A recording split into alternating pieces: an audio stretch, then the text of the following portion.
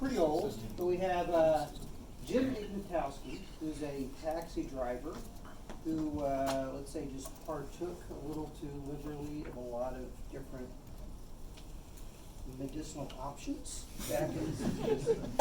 So he's a little on the, let's say, confused side. But he realized, even though he's been driving a cab for 10 years, that he doesn't have a driver's license, so he has to go with his driver's license. Okay. So he solicits some emotional support from his fellow caddies.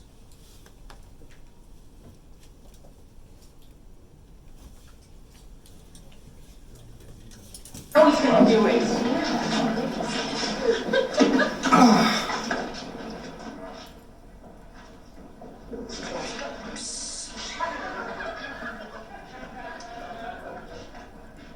What does a yellow light mean? Slow down. Okay. What?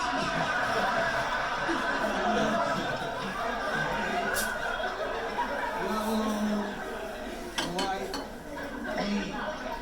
Slow down. Okay. What?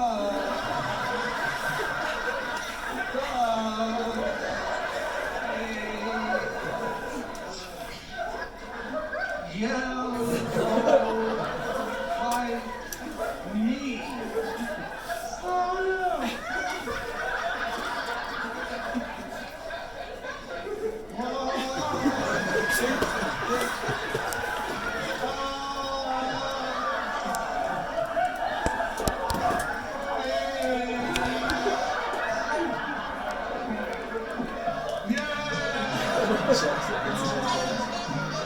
All right. So, the reason we're showing that to you today is you have a really nice demonstration of miscommunication. So, both people thought they were really being clear about what they mean, but the other person just doesn't understand. So, this often happens in your team dynamics, when you're in your project and you're trying to communicate something that you think is perfectly clear, and the other person thinks that they're understanding what you're trying to say, but obviously you're just driving right past each other. So it's a good, opportunity to kind of take a step back and say, well, let's try to look at this from the other person's perspective and get a better idea about what they're trying to get at with their particular design ideas or options. Because at this stage in your design project, you should be starting to solidify on a couple of options to run down. Now, you shouldn't select one yet, but you should have 3 or 4 choices that you can start to pull from. And the driver here, the next stage, then once you have these options, we'll really start to be looking at, what are your trade studies and which of those trade studies are going to drive you to particular designs. And so I'll put up a video lecture later this week focused on some of these design options and trade studies, really designed to start to hone in on this. And after we get through the first exam next week, we're going to come back and spend some real time just talking about the design and working on the craft. Because that'll be time to start thinking about our first progress report at that stage.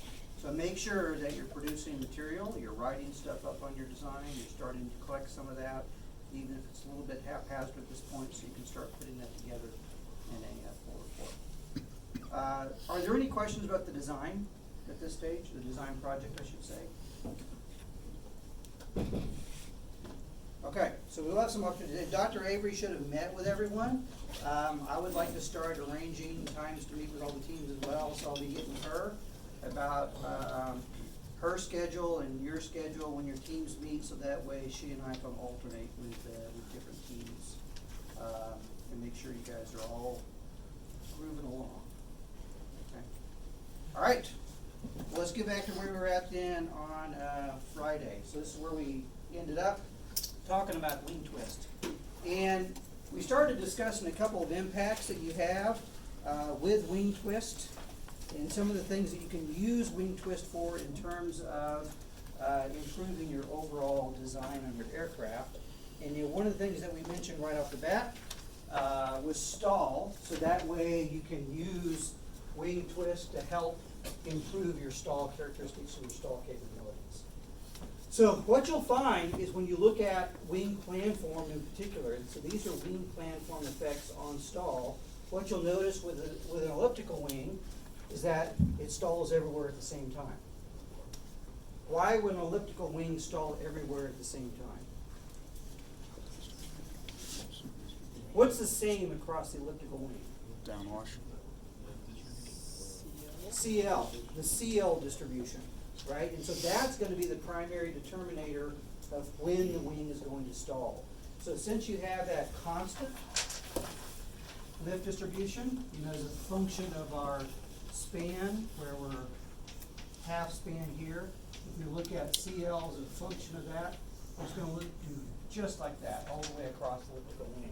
So obviously, as you're increasing your angle of attack, your entire wing is at stall exactly at the same time. So that's actually a bad thing, because your entire wing stalls out, right? You no longer have any control. Now, there are things that you could do to remediate that. First off, if we look at something like a rectangular wing, what you'll notice on the rectangular wing plan form, recall that its lift distribution now looks a little bit more like this rather than this. So where does it stall out first? Stalls out near the root of the wing.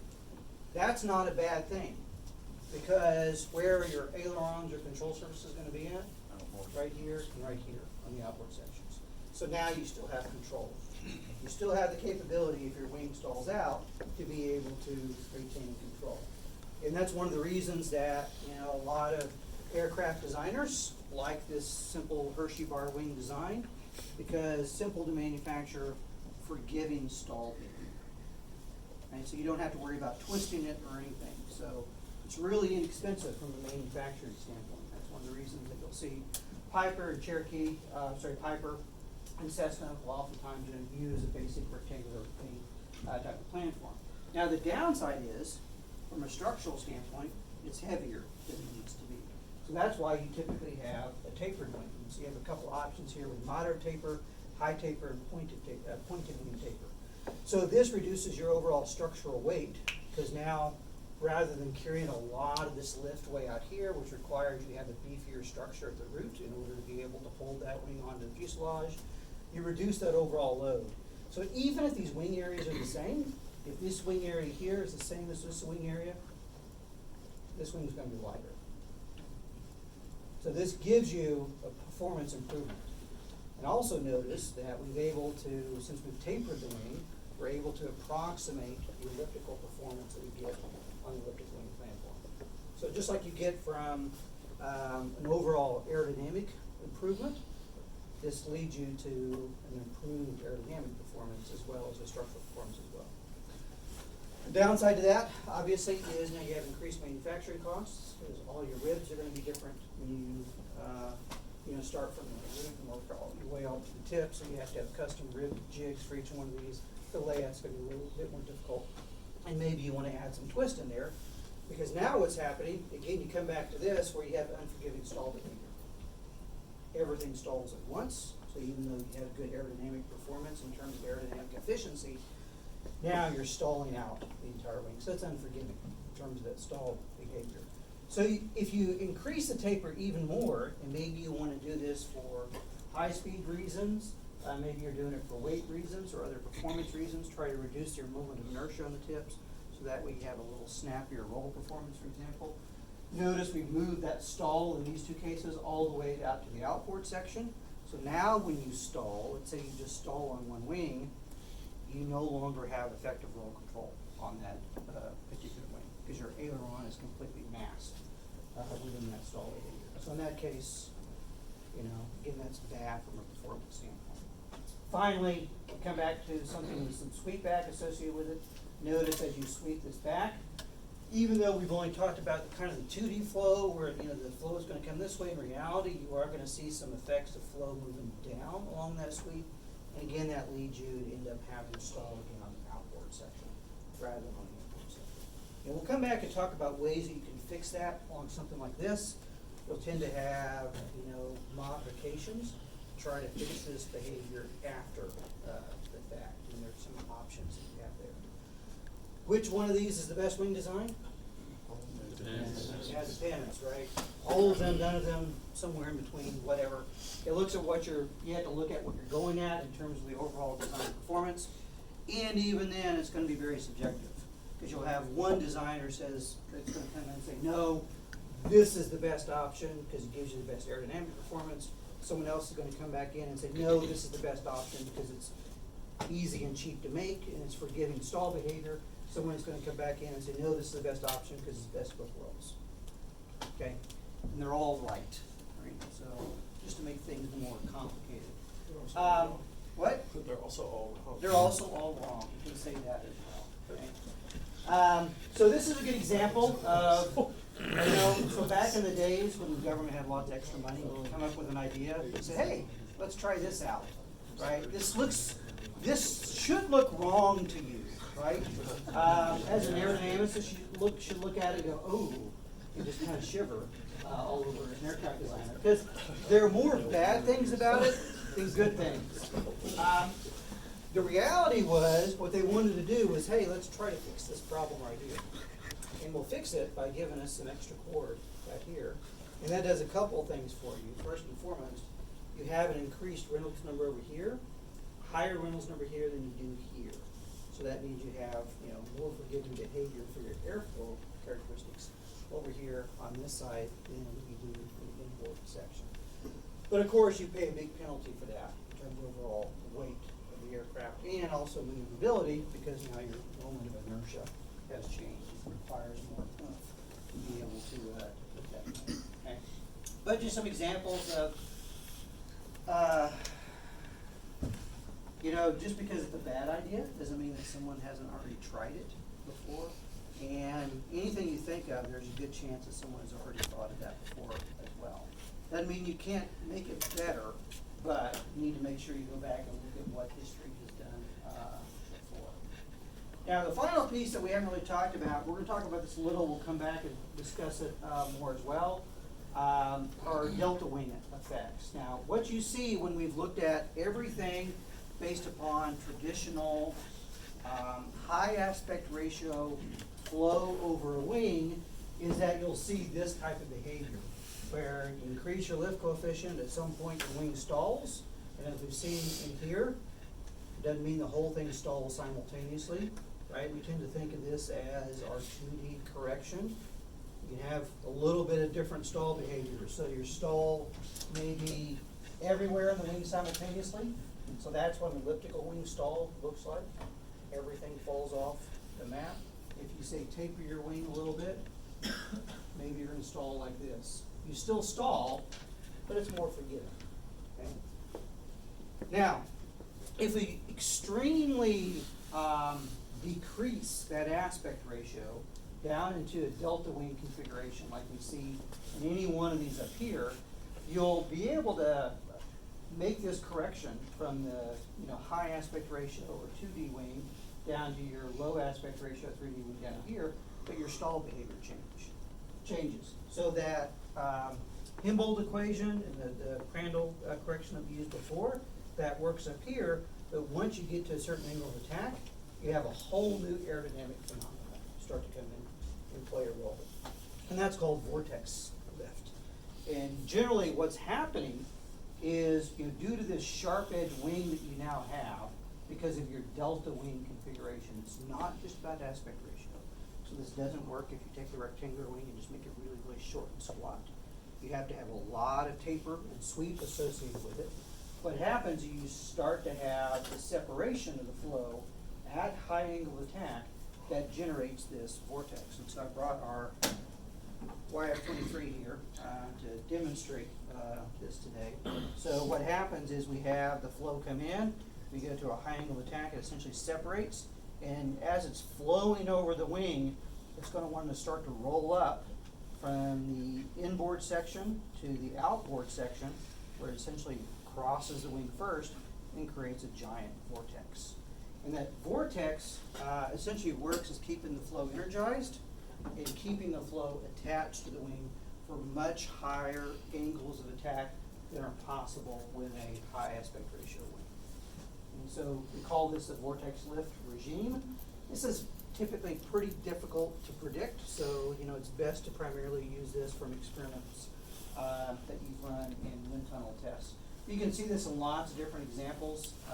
Here, don't think we have, nope, that's just a picture. Well, I'll come back and show some videos of that later. But what you'll notice here is all these are slightly different configurations. You know, different sweep angles, different overall planform shapes, but they all exhibit that same type of vortex lift behavior in each one of these. So the Concord on the right-hand side kind of being the biggest example of that. Now, you can still see this in other configurations. For example, here on the F-18, you don't get vortex lift off of your wing here because it's not really a delta wing. It's a highly tapered, low aspect ratio wing, but you do get this vortex lift off of the strake that you see on the F-18. And that was one of the reasons that strake was added. So that way it provides that vortex lift and it helps keep the flow attached over a good portion of the aircraft, even though you can notice here a lot of that flow is separated already on the wing of the aircraft. Okay, so they're using that fuselage as an active portion of the lift. So you'll notice here the pitching delta wing, and then we'll see the YF-18 model. You can see those vortices attached to the strake.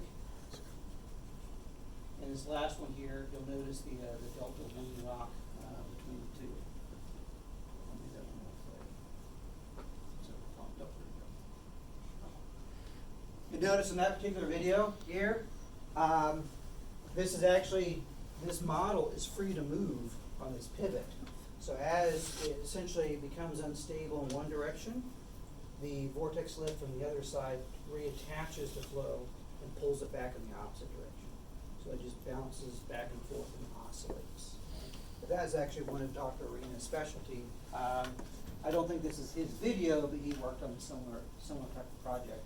He was doing his graduate work at Notre Dame. Any questions about any of these? Now, a good point is this is very useful for these configurations. Again, you typically see this in a lot of models like YF-23, YF-22, F-18, F-16, etc.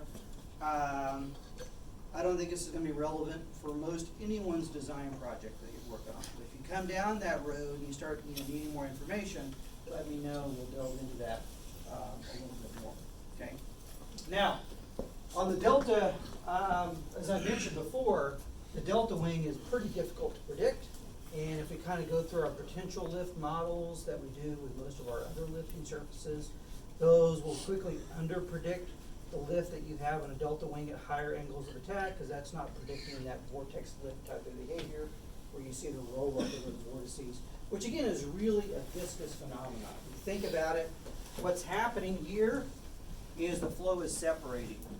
So it's trying to make this angle, and since you have this leading edge at such a high angle as it's trying to make this cut, this turn, it separates, but now it's separating, transitionally across the entire leading edge, resulting in this roll-up effect. So again, it is a fundamentally a viscous phenomena since you have that vortex rolling up off of the leading edge. Now, what we'll see if we start to look at the relationship of these lift to drag ratios and your maximum performance, because that's what you want to design for from the aerodynamic perspective, is this L over D, is if you take something like this, again, it's going to have pretty crappy L over D performance at low Mach numbers, right? Low speeds, low subsonic velocities. So your ideal planform configuration is going to be something like a very high aspect ratio one, which is why we see that in almost all of our aircraft. So, whether it's a joint aviation transport or a regional airliner or a commercial airliner, it's still a relatively high aspect ratio wing aircraft. Now, once you get up into transonic velocities, that performance is really going to start to drop, and so that's when it behooves you to start to sweep your wing, so you reduce the impact from compressible effects on your CD0, and so you can have something like this. Then it's going to give you worse performance over here, but kind of better performance within this particular range, and then great performance when you're supersonic. Now, in best of all worlds, right, you have wings that essentially optimize their plan for them based upon which flight regime they're in. So we see that in the F-14, the F-111, the B-1, for examples. You know, there are no commercial examples of this that have been successful. Primarily, you really only benefit from that when you're going supersonically, but you pay a big penalty in terms of overall weight and complexity of the system. So you really have to benefit from it if you want that capability. Okay. Now, finally, selecting aspect ratio. You know, what you'll see is a pretty wide range of aspect ratio that is primarily dictated by its overall mission. If you have to push the envelope and you really want to, you know, be able to have high endurance, long range, you'll see something like this with a really high aspect ratio design. But you'll notice these are all kind of niche aircraft that have a very specific mission and role attached to them. Otherwise, you're going to see something really within this moderate aspect ratio range, where you're going to have this capability that lends itself to, well, the best of both worlds, right? You don't have to have an extreme design. You have something that's going to fit in, you know, relatively common facilities when it's at an airport and able to taxi around, but still give you good overall performance. If you're way over here, you're driven by some other mission parameters. Either you want to go really, really fast, so you have to have that supersonic requirement, which essentially means you have to have this, right? You know, it's going to be nearly impossible to take any configuration that looks like this and make it go supersonic. In reality, you could do it, but it would just be all engine associated with it, no useful payload. Or you have to have some other type of mission requirement, you know, in terms of being able to fit within a certain box or having a certain other mission requirement. F-117 is a good example. You know, it looks more like this type of aircraft. I'll bring in F-117 next time. Then it looks like anything else. It actually looks, all these, it kind of looks more like a Concorde in terms of its overall plan form. But it didn't fly supersonically. It was a subsonic aircraft, but it was designed to have a really, really low radar cross section. And that was what drove its overall configuration. Okay. So going back to this picture here, which we kind of started off with in terms of our discussion of wing plan form. Yeah, these aircraft are, you know, they can operate at the same point.